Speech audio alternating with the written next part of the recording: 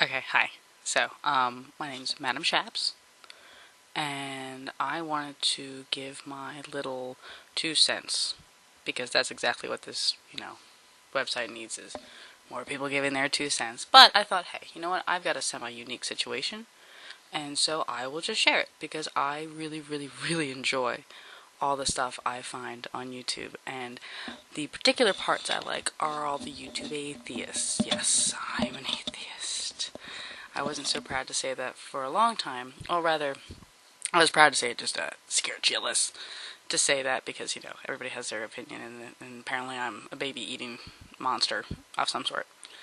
Anyway, so, yes, I am a staunch atheist, and my little tale to tell is that I actually work for Muslims.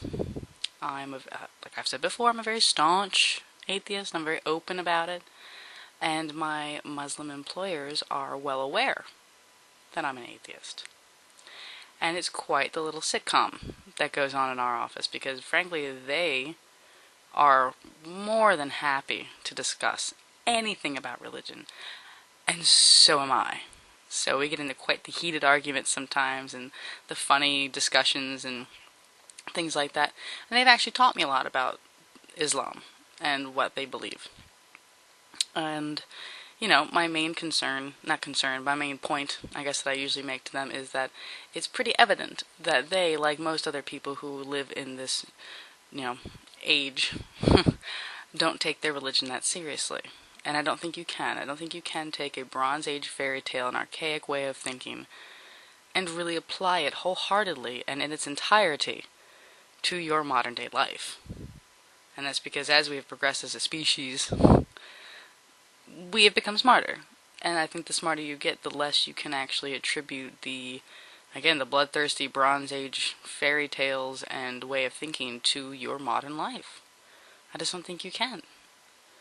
And some examples of this is that they often tell me how, technically, were they to be fundamentalists or whatever, which they consider themselves to be, but admit that they aren't, not entirely, that they should not be speaking to a female about anything but their religion. And granted, we talk a lot about religion, but it's not obviously all we can talk about because we work together and have a business to run together. So that's number one. Okay. Number two, and so on, would be that I see so many parallels in people who really feel they cannot let go of the idea of believing in something that really doesn't make much sense. If you were put in a box your whole life and never taught what a deity was, the only thing that you probably would make up that would seemingly be like a deity is whatever was keeping you alive. And so it's understandable. And it's, something that we humans just naturally do, is we have to find a reason for something. A must equal B. Well, there are other factors. There's C. There are variables. That's what science is discovering what that variable might be. And not just taking things at face value.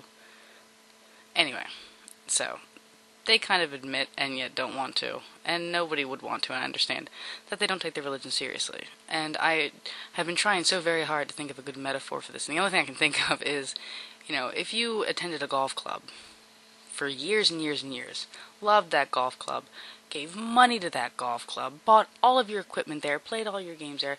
It was a place for your family to go. It was a place for you to take clients and friends, and you were so proud of it because you belonged to this golf club. And then you find out that the owner of the golf club has been fiddling children or doing something just as monstrous.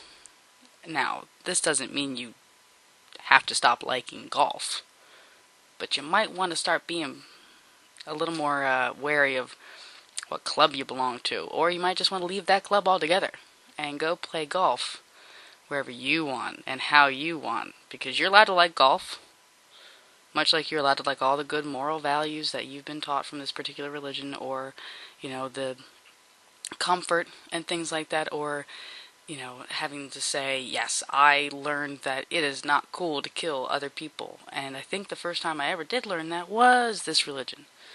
you're allowed to take that away. You're allowed to keep liking golf. But you don't have to belong to a club who is, frankly, in the dark ages. And seems to be filled with hypocrisy. And take a look at how you live your life. Take a look at the Bible. Take a look at the actual text. Okay, and yes, of course, people say, oh, well, I don't agree with all of it. You don't have to agree with all of it. But you don't have to keep going to that golf club when you can't agree with the people who run it or the rules that it has. You can still like golf. You don't have to go to that golf club. Anyway, so I have gone on to some ridiculous diatribe there. Anyway, yeah, atheist in America working for Muslims, and we talk a whole lot about their religion. I mean, like a whole lot. Like how you're supposed to be able to read the Quran twice. Only twice. In the original Arabic. And after having only read it twice, you can jot down the entire text. All 6,666 rules of Islam.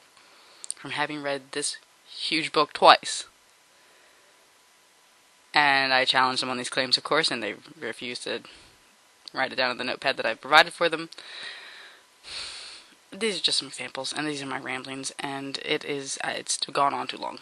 And I'm sure, regrettably, I'm going to get, few, but probably very strongly worded comments. And although I don't take criticism well, I'd like to get over not being able to take criticism well. And this is a good therapy for me in that sense. And these are my ramblings. And yeah, have an awesome day. And be truthful and kind and helpful. And then you don't have to worry about everything else. Especially not some daddy who's going to spank you if you don't do what he says. Okay.